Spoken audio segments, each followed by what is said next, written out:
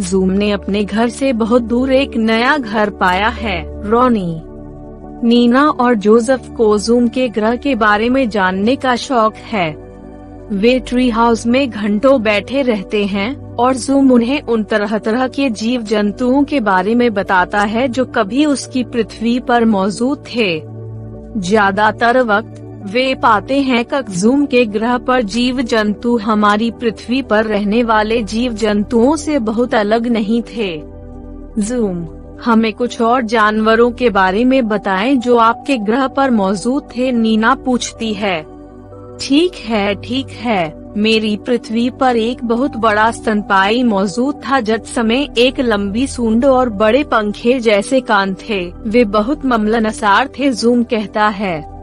ओह, हमारी पृथ्वी पर हाथियों की तरह, हाथी की आवाज निकालते हुए जोसेफ उत्साह में कहता है। और हमारे यहाँ एक जानवर था जिसकी गर्दन बहुत लंबी थी, उसके पैरों से भी ज्यादा लंबी, जूम कहता है। जिराफ, रॉनी चिल्लाकर कहता है। और उस जानवर के बारे में क्या कहते हो? जज की पीठ पर एक कुबड़ होता है और वो पानी और खाने के बगैर कई दिनों तक रह सकता है। वो ज्यादातर रेतग्रस्तान इलाकों में रहता है, जूम पूछता है। हाँ, वह ऊंट रेतग्रस्तान का जहाज है, नीना मुंह दबाकर हंसती है। लगता है कि हम दोनों के ग्रहों पर एक ही तरह के जानवर हैं, जूम मुस्कुराकर कहता है।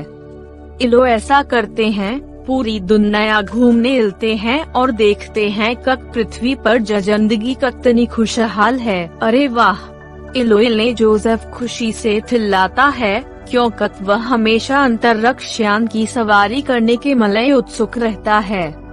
हाँ, यह सी में बहुत मजेदार होगा, नीना मुस्कुराती है। जूम उन्हें यान में ले जाता है और वे भूमम की खूबसूरती को देखने के सफर पे रवाना होते हैं। जूम अंतरिक्ष यान को सहारा रेतग्रस्तान में उड़ाकर ले जाता है। दूर तक फैला हुआ रेतग्रस्तान रेत से ढका हुआ होता है और वहाँ बहुत कम ही पेड़ पौधे देखे जा सकते हैं। जहाँ तक उनकी नजर पहुँचती है, उन्हें रेत के छोटे छोटे पहाड़ दिखाई देते हैं, जिन्हें रेत के टीले कहते हैं। पास से गुजरते हुए वे एक कारवां को एक सोते के पास आराम करते हुए देखते हैं। अरे, कारवां को देखो, जोसेफ चिल्लाता है। मैं सोचता हूँ कि वे ऊँटों पर बैठे हुए इतना लंबा सफर कैसे कर लेते हैं। इन पौधों को देखो, जूम कैक्टस के पौधों की ओर इशारा करते हुए कहता है। क्या तुमने इनके बारे में कोई खास बात ध्यान दी? हाँ, इनमें कांटे हैं, रॉनी जवाब देता है। दरअसल वे पौधों की पवियां हैं जिन्होंने अपने अंदर के पानी को भाप बनकर उड़ जाने की दर को कम करने के लिए खुद को कांटों में बदल लिया है। जैसा कि आप जानते हैं कि रेतग्रस्तान में बारिश बहुत कम होती है, जूम समझाता है। ये जो हरा मोटा दहसा आप देख रहे हैं, यह तना है। तना ही रेतग्रस्तानी पौधों में प्रकाश संश्लेषण करता है। पानी के नुकसान की जांच करने के मलय तने में एक मोम जैसी परत होती है और इसकी जड़ें मिट्टी में बहुत गहरी होती हैं। जूम समझाता रहता है। तभी एक बहुत ही डरपोक और छोटे लोमड़ी जैसा जानवर जिसके असामान्य रूप से लंबे कान हैं, एक मांद में से निकलता है, लेकिन तुरंत ही वापस अंदर ला जाता है। रेतग्रस्तान के जानवर ज्यादातर रात के जानवर होते हैं। दिन के वक्त वे गमी से बिने के मलय गहरी मांद में ही रहते हैं, जूम कहता है। लेकिन कक्सी ठंडे रेतग्रस्तान के पेड़ पौधे यहाँ के पेड़ पौधों से काफी अलग होते हैं। ठंडा रेतग्रस्तान, रॉनी एक शक की चेहरा बनाता है। हाँ, एक ठंडा रेतग्रस्तान, क्या तुमने इसके बारे में कभी नहीं सुना? मुझे यकीन है कि इस धरती पर भी ठंडे रेतग्रस्तान होने याद है, जूम कहता है और कफर पृथ्वी के बारे में और ज्यादा पता लगाने और इस तरह के ठंडे रेतग्रस्तान को ढूंढने का फैसला करता है। सहारा के दक्षिण की ओर यात्रा करते हुए वे अंटार्कटिका पहुँचते हैं। देखो, यह एक ठंडा रेतगस्तान है, जूम यान को उतारते हुए बोलता है।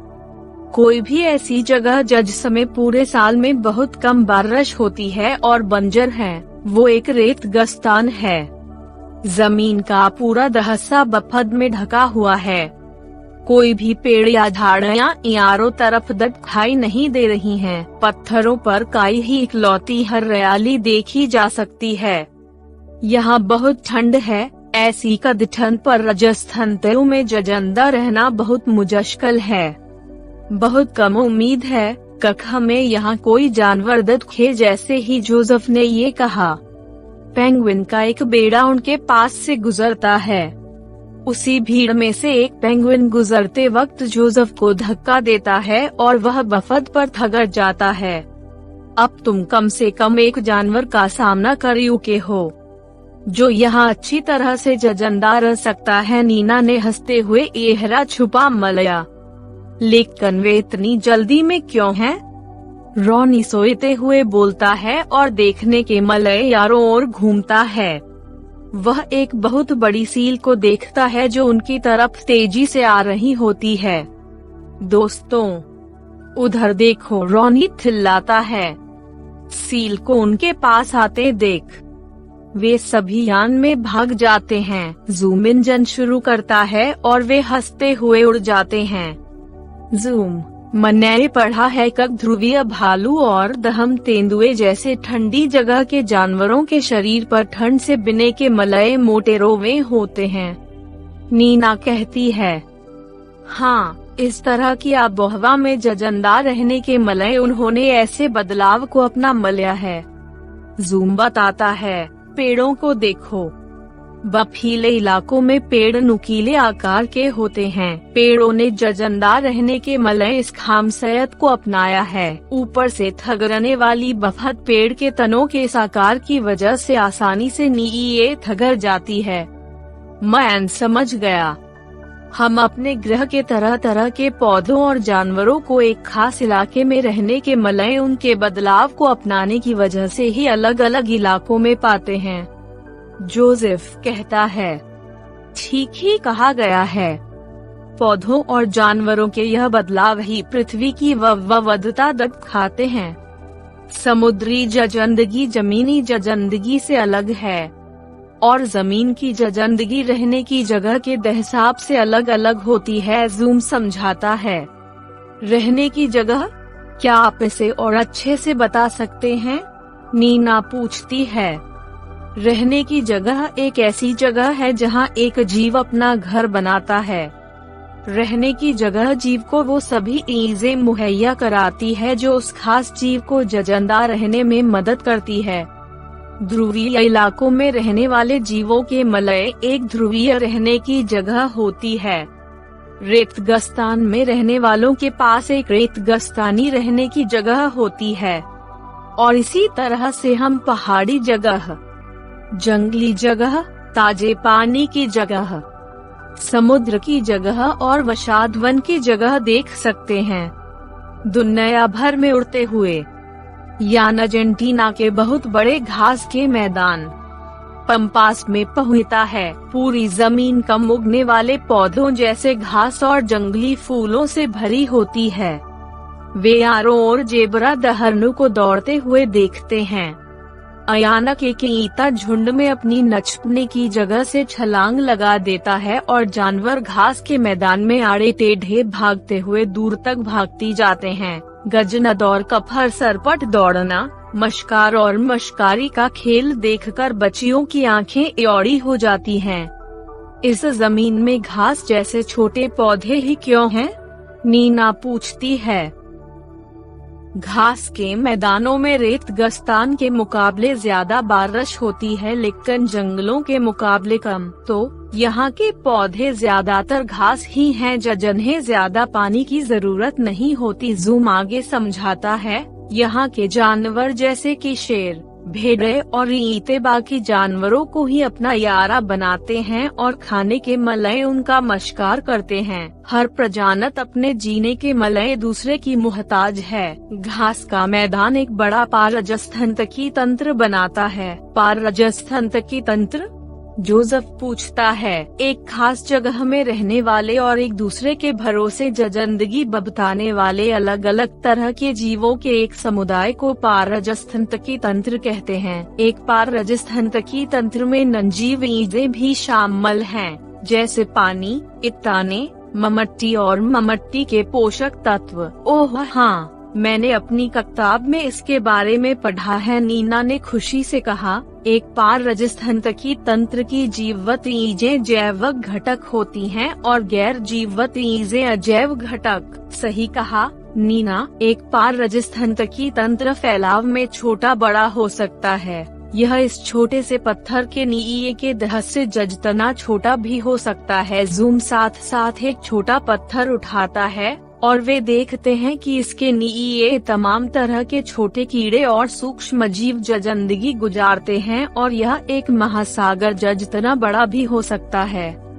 सी में बहुत सारी चीजें हैं। पृथ्वी और उसके अजूबों के बारे में जानने के मलय रॉनी ने कहा, तमाम जीव ममल के प्रकृति की खूबसूरती और उसके फायदों को बढ़ाते हैं। ये जीव प्रकृति को संतुलित करने में मदद करते हैं। पौधे प्रकृति के अजैविक घटकों का इस्तेमाल करते हैं, जैसे ममट्टी से पोषक तत्व लेना, हवा से कार्बन डाइऑक्साइड लेना और अपना भोजन बनाने के मलय सूरज की रोशनी लेना। शाकाहारी पौधे खाते हैं, उन्हें मांसाहारी खाते हैं।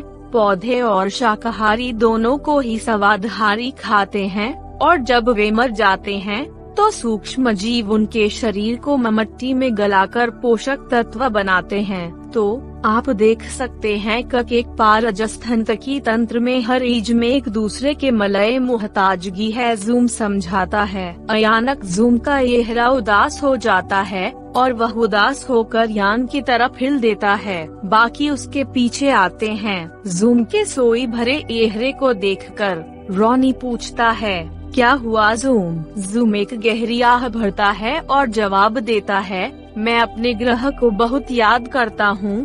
कभी मेरी भी पृथ्वी इतने खुशहाल पारजस्थंतक तंत्र और उसके खूबसूरत प्राणियों से भरी हुई थी, लेकिन मेरी पृथ्वी के लाली मनुष्यों ने प्रकृति का इतना शोषण किया हर जीवन रूप पेड़ पौधों और सारे जीवों की जान खतरे में आ गई और कफर धीरे धीरे सब कुछ खत्म हो गया। जूम, मेरे दोस्त आप दुखी मत हो, अब यह पृथ्वी आपका घर है और हम आपके परिवार हैं। रॉनी जूम को गले लगाते हुए कहता है, हाँ जूम, हम आपसे वादा करते हैं कि हम अपनी धरती माँ को कभी कुछ नहीं होने देंगे। जोसेफ कहता है। नीना जूम के पास जाती है और उसके आंसू पोंछते हुए कहती है, जूम, आपने हमें अपनी धरती की जरूरत को समझने के मलय ज्ञान की शक्ति दी है। इस ज्ञान से हम अपनी पृथ्वी को न केवल मनुष्यों बल्कि हर जीव के जीने के मलय एक बेहतर जगह बनाएंगे। जूम कफर से मुस्कुराता है और सब जूम को कसकर गले लगा लेते हैं।